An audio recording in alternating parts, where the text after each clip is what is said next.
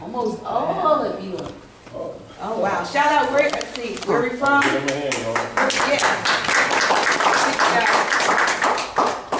We're from Hartford, Connecticut. Connecticut. Me and my wife. It's All right, good brother. All right. to be here, meet you strong. Brooklyn, New York. All right. All right. All right. Kansas City, Kansas. Whoa! Stop that. Des Moines, Iowa. Whoa!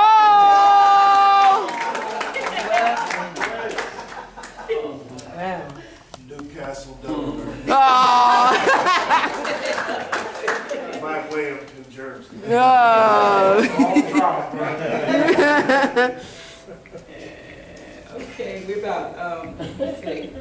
This Facebook, if anybody's been watching on Facebook, Facebook has gotten real crazy. Facebook Live, so-called Live. It is a, I don't know, I feel like they're sabotaging, but, you know, it is what it is. But we're going to go on. Anywho, we are live at the House of Reawakening Minds with our brother, our friend, our teacher, Grand Sheik, Master Teacher, Taj Tariq Beck. Come on, let's welcome him.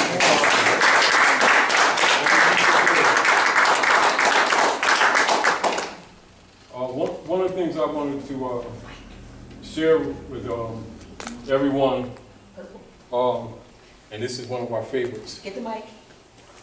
All right. This is from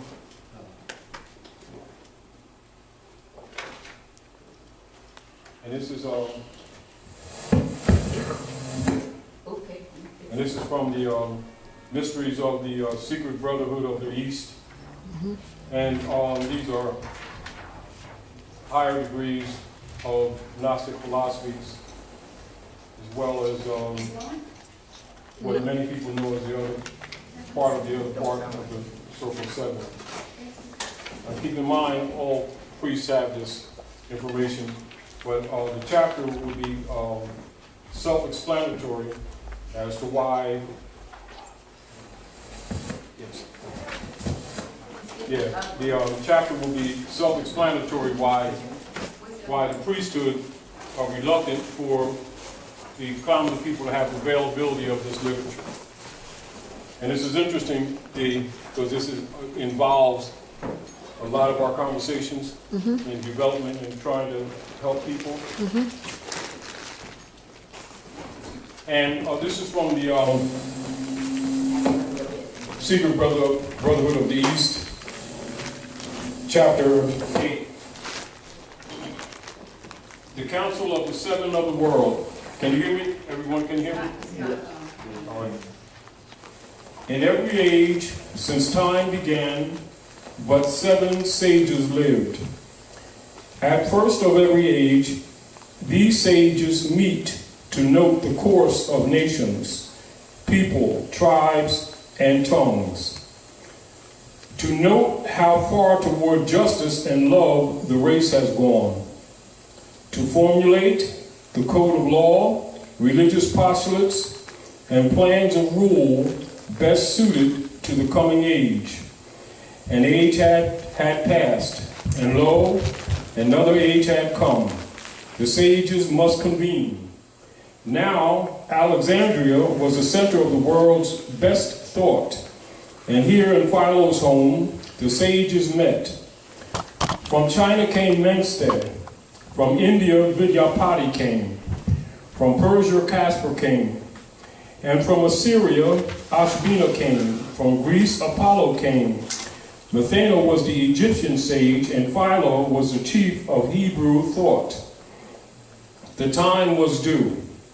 The council met and sat in silence 7 days. And Menstead rose and said, "The wheel of time has turned once more.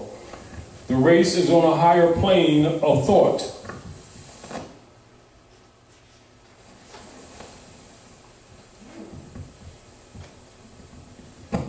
We hail, the garments that our fathers wore have given out.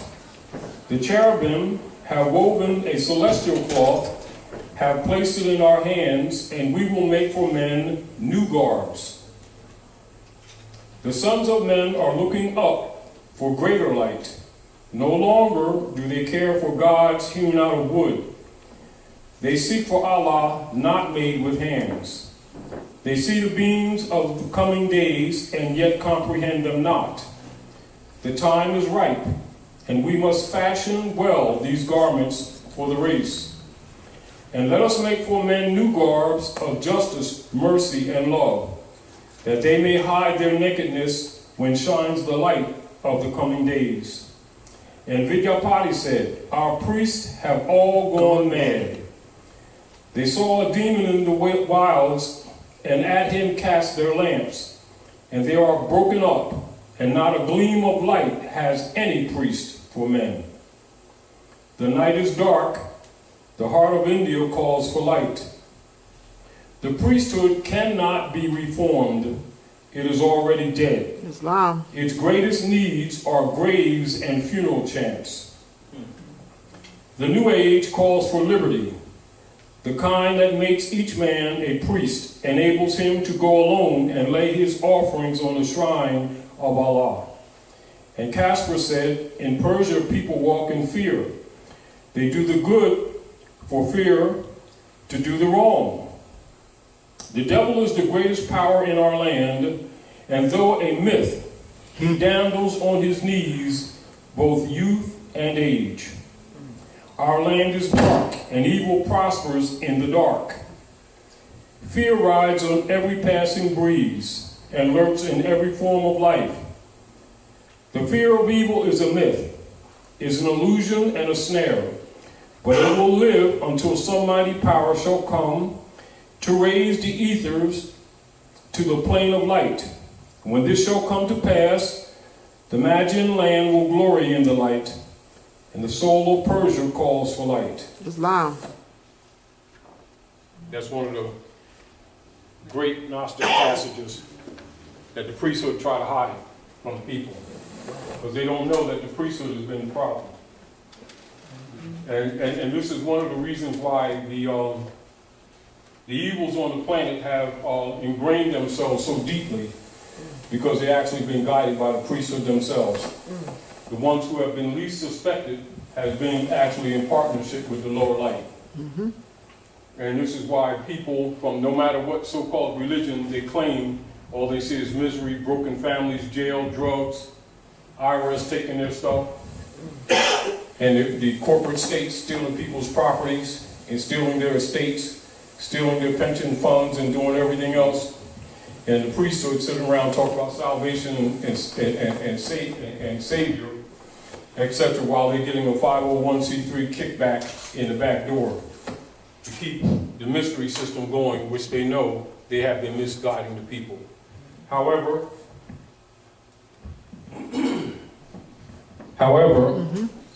you know, we're going to deal with some of the things that the priesthood has done so that the people, in their own responsibility, can honor their mothers and fathers and remove themselves by will Islam. from the clasp of the Roman emperors and their bishopric operatives and their minions and their familiars, because that's what runs the planet. And as we were talking earlier, you know, a lot of people, when they're dealing with the social conditions, socio-economic conditions of the peoples, they're usually trained to speak in terms of connotative linguistics relative to racism and slavery and stuff like that, and color games, etc., when really they're suffering under unum sanctum policy. And so the unum sanctum policy is the major rule,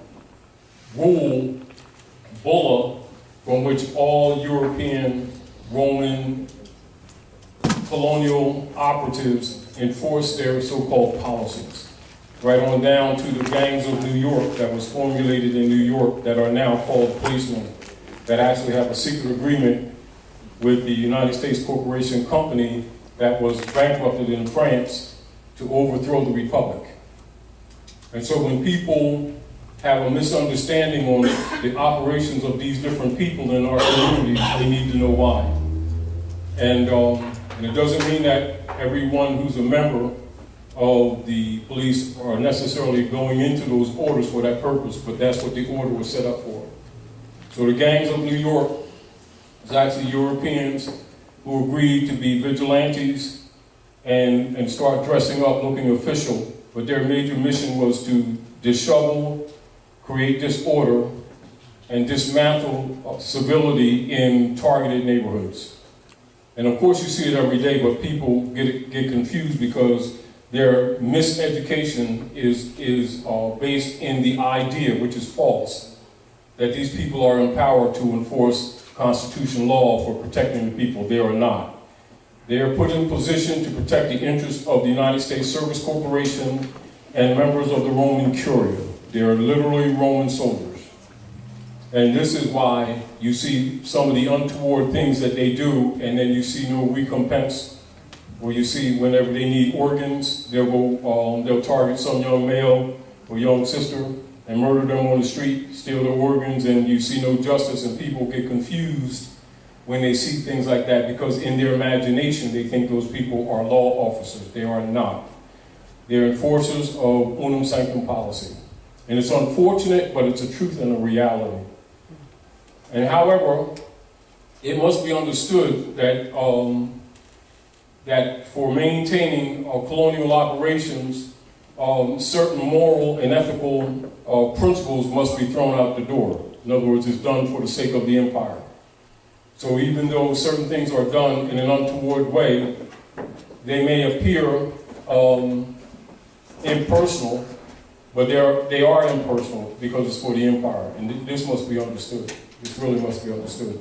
However, keep in mind, as all corporate entities in the Western Hemisphere come under the Roman Curia, they all operate from those playbooks. And for those of you who don't know, many of you are scholars and already know, but those of you who don't know, these are the fundamental collective bullas that are the playbook or from which they make their policies.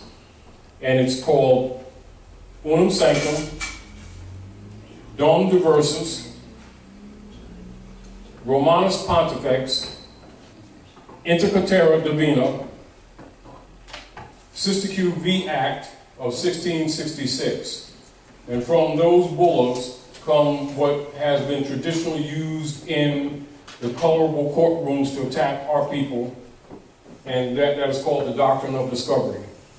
And under the Doctrine of Discovery, they use that operation to gentrify neighborhoods where Aboriginal people live and domicile, and they were targeted. And keep in mind, including the hypothecation practices that were instituted in 1861 and in 1868 after they closed the Freedmen's Bureau, reinforced by Woodrow Wilson and reinforced again by Franklin Delano Roosevelt, etc.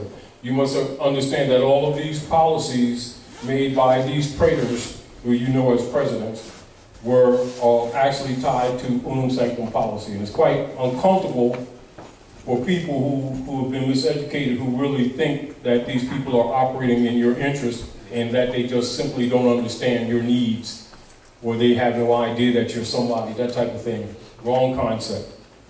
You know, they've been waging war on us since 1492.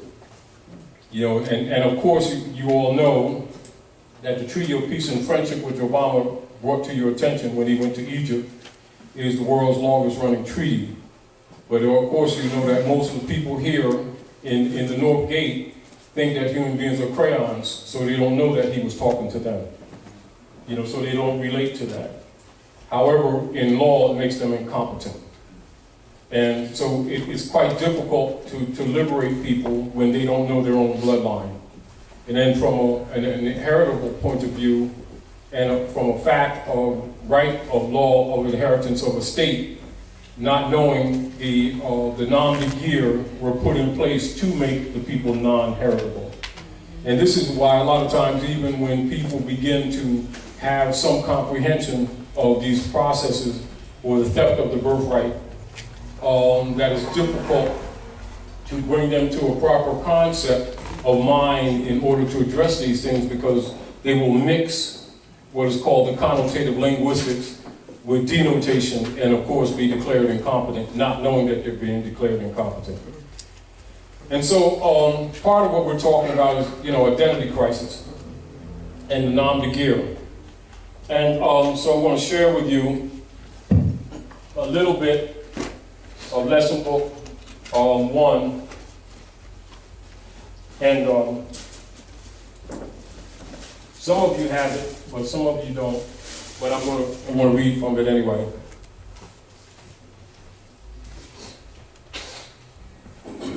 I would put it up on the board, but it's on one of my other computers, in one of the other hard drives. But I want to read a little bit from lesson book 1. And lesson book 1 is who are the Moorish Americans? Moors defined. And of course, Moors order the round table. Now, who are the Moorish Americans? Moors defined. Lesson number 1.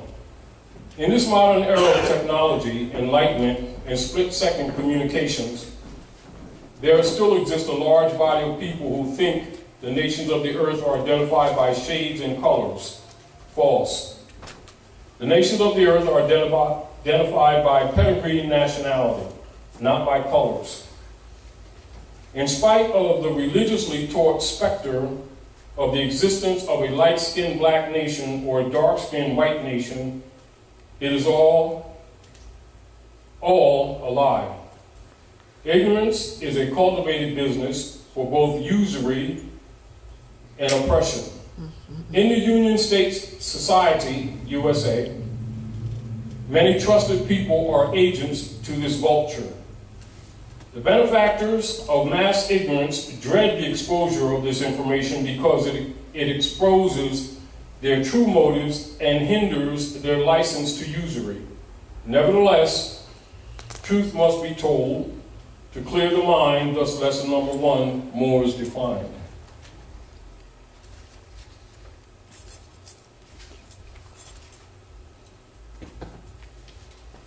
Preface. Economic, social, and color of law abuses, human rights violations buried in the false and void civil rights arguments of race fiction merely scratch the surface of the deleterious issues plaguing the dark olive Asiatics of the Americas, particularly those who are labeled black, Negro, colored, etc. Now, there is focused taxation without representation, forced and coerced adhesion contracts, license to live laws, license to own laws, and property confiscation without lawful due process. And this is the normal and consistent function, connotatively referred to as slavery, under the assumed jurisdiction of the United States of America Corporation and its quasi-government and state agencies. Now, many agencies, peoples, institutions, and organizations appear to help, but actually make their livings, fortunes, dealing with and promoting the arguments surrounding the so-called black people's problems. Sociologists, politicians, writers, and many religionists claim that the above-stated problems emanate from a lack of self-esteem. A lack of jobs, a lack of education, and other seemingly relative issues and or disciplines. The truth is, the problems are the symptoms, not the root causes, of the oppression and the denial of citizens' rights in the Union State Society jurisdiction. The following are the major root causes of the above stated problems. 1, a lack of knowledge of self, which is tied to parentage. Now, the knowledge of self being tied to parentage, that is what you will see traditionally in, say, like Septuaginta, the Bible, Quran, holy books where it says, honor your mothers and your fathers that your days may be longer upon the earth land.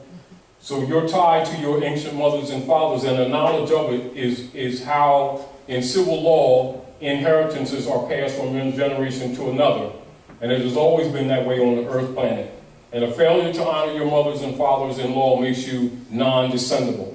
This is one of the reasons why the Europeans created the nom de guerre operations, or the branding system, to take the people out of their birthright pedigree attributes.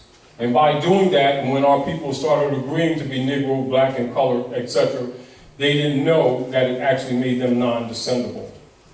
And all scholars know that, anybody who knows law knows that, and anybody that knows civilization knows that. It has nothing to do with what their beliefs are or what their beliefs are not. It has everything to do with how Earth operates, how civilization operates on the planet. For any man or woman who fails to honor their mothers and fathers in law are not descendable.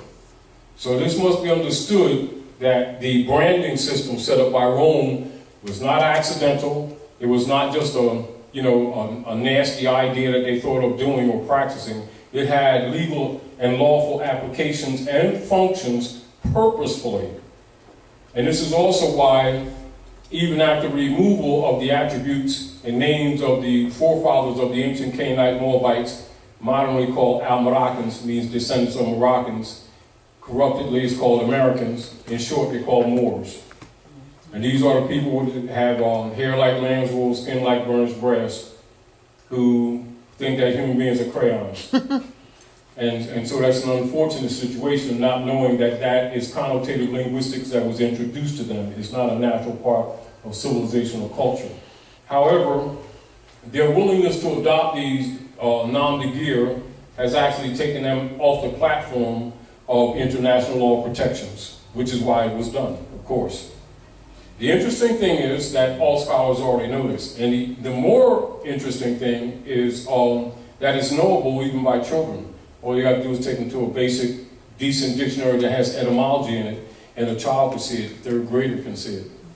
And of course, we're not going to go through that because most of you already know that. That's elementary stuff. However, this is one of the reasons, and we were talking earlier, why a few months ago, as we were talking, why we took the Dungy case out of the lesson book and then start spreading it, in a few pages with a few editorials, because immediately as you see the people start developing, automatically you have COINTELPRO trolls that will come out to try to minimize this information or try to make it seem like it's some kind of religious belief or some kind of stuff that somebody made up, not knowing. And they can only get away with people who can't read. But anybody can read, they can get past that. And so that's one of the reasons why we shared the Dungy case. But anyway, let's move on, and I want to hit on a few things here. When you had put up the post, Dr. Naila, when you put up the post, were there any particular specific questions that came up on a regular basis? No, they were just basically sharing the fact that you're going to be here, so nobody. All right, so they're good on that. All right. Now, years ago, myself and Brother Abdullah Iltalib Mosley Bey did a class actually in elementary school, in Whittier School years ago. It had to be at least 15 years ago. It might have been more than that. Yeah, we did it for actually second graders at Whittier School in Camden. And the surprising thing about it, it was so effective with the children that they asked us to come back, and the next day they took a couple more classes, and they brought them down into the second grade class, and we did it again. And as a matter of fact, that was during the time when Julie started taking etymology classes more seriously, and of course you would know that Abdullah's a teacher too. So that is what inspired him to take it further, which he went into later. But anyway, I want to present to you all to clear up certain concepts, because one of the things that we need to do is to remove a lot of the biases that exist amongst ourselves. We often are trained to look at the biases of Europeans who've been taking advantage of us truly. Nevertheless, what we can do, justice and nature does not recognize person or station. And so what we need to do is get rid of a lot of misconceptions that we have. And that will be done by study, by knowing, by reading again, and going into philologies. But I want to read to you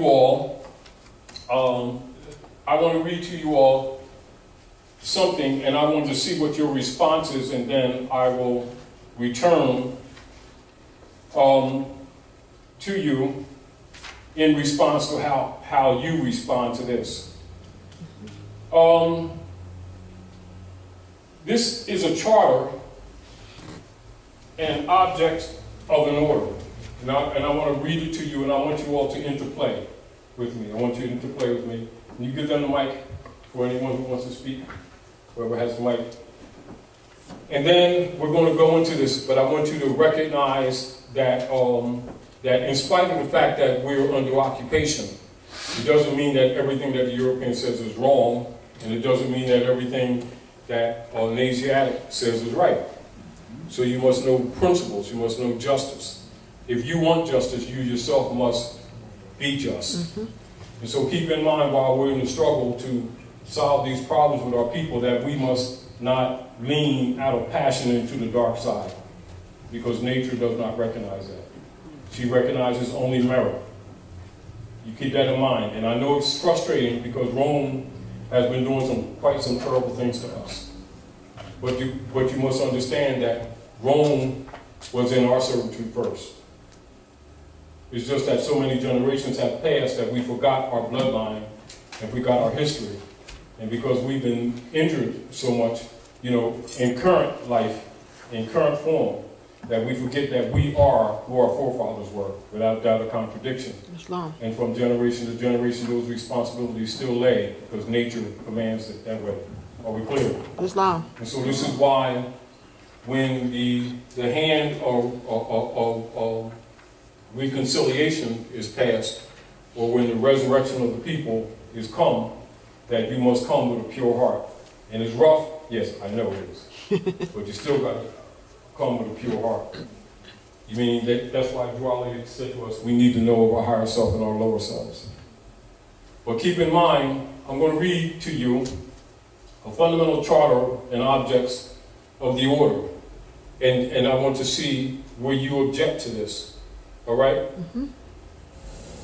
Charter and objects of the order. This is an institution of chivalry, humanity, mercy, and patriotism, embodying in its genius and in its principles all that is chivalric and patriotic in purpose.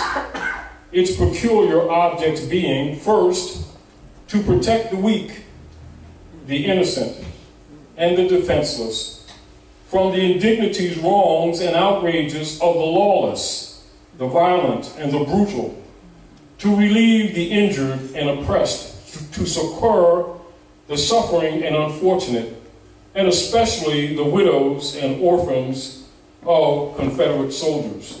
Second, to protect and defend the Constitution of the United States and all laws passed in conformity thereto, and to protect the states and the people thereof from any invasion from any source whatever. Excuse me, let me turn the page. Third, to aid and assist in the execution of all constitutional laws and to protect the people from unlawful seizure and from trial except by their peers in conformity to the laws of the land. That's the general charter. Where do you find, if anyone finds anything objective, that they object to that? Can you speak up? Are you talking about the people of the land? That's the charter I just read. For the people of the land, right? That's a charter I read. I went from what I read. If there's something that's objectionable or negative in it, speak up. The Europeans have been doing it ever since they came. Can you give them a mic?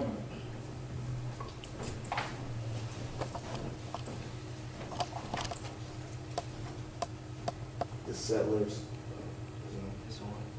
the settlers,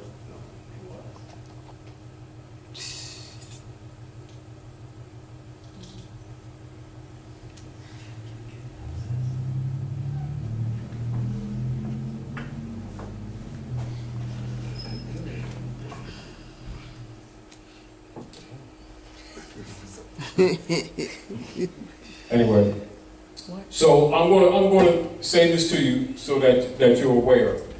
That is the charter and order for the Ku Klux Klan. Right, I was gonna say, I ain't getting it, because that ain't, right. No, that's. Do you understand? Yeah, that's wrong. Now, how many of our people just reject them right off the back just because they're Europeans? What? And this is, and I'm presenting that to you so that you can understand how much division and how much hatred exists in the world unnecessarily, just based on people really not having an understanding and automatically starting to fight each other. And having an opinion that is not necessarily true. Are we clear? Mm-hmm. Does that mean that every Klanner operates on that charter? No, but that is the charter. Now, and the reason I wanted to share that with you, that's in lesson book 1, is because you have to recognize your own biases and prejudices that you've accused others of. And that automatically being hostile to someone is not necessarily always meritorious. Are we clear?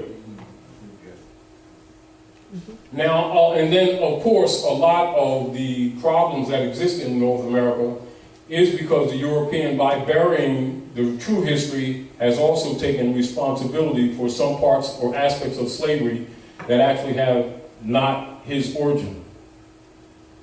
Are we clear? You know, and so in order to fix these things and a lot of these problems that we have in the North Gate, it's important for the true history to be taught in order that we uplift this of each other. And keep in mind that the ancestors and nature herself will aid us when we come with a pure heart. You come with a dirty heart and the bull continues. Mm-hmm. And I don't have to tell you, the bull has been continuing because the bull, Sitzkidorf, has been continuing. And, you know, we need to understand these things, you know. So I just wanted to share that with you from lesson book 1, but also understand the motive of Roman operations in the Western Hemisphere. And likewise, just like when you read the charter of the Klan, you know, a lot of times Europeans assume that if we're disagreeing with the political order, that we're contrary. But the very principle of constitutional enforcement of the Klan is the very principle of the constitution of the Moorish movement. You see? Interesting, isn't it? Yeah. Mm-hmm. Isn't it? Really? Mm-hmm. Islam. Mm-hmm. And on the surface, a lot of people would never think about that. Mm-hmm. And one of the things that remind me of that was when I was in Atlanta in '91. In '91, when I was going to be short, I was going to the movies down on Ponce de Leon after I came in from work. And planners came in the car behind me. And I had a white New Yorker, red interior. They had a dark blue New Yorker, with a blue interior. And they had, you know, Confederate flag on it, etc. And of course, it didn't offend me because I already know it's the constellation.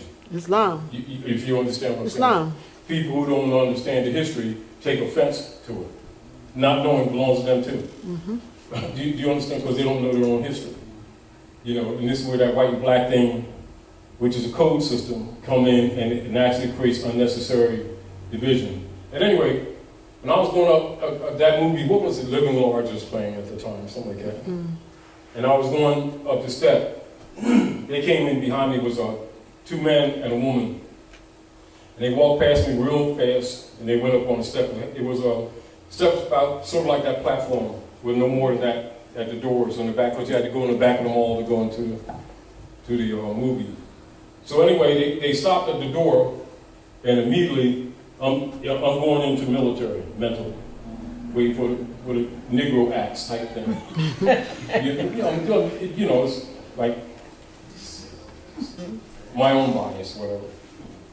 Anyway, so this really spoiled my day too, because they had no intention didn't intend on losing, didn't matter. Anyway, But they, the woman and the man stood at the door to the left, and another guy stood there, and they opened the doors, and they said, "Top of the morning to you," and they, bowed like that. And that kind of like threw me off because I had a whole different idea. But anyway, that bothered me for a while because I expected the negative, if you understand. And I couldn't even really enjoy the movie because my adrenaline was up because I'm ready to go do the Frankenstein thing. Anyway.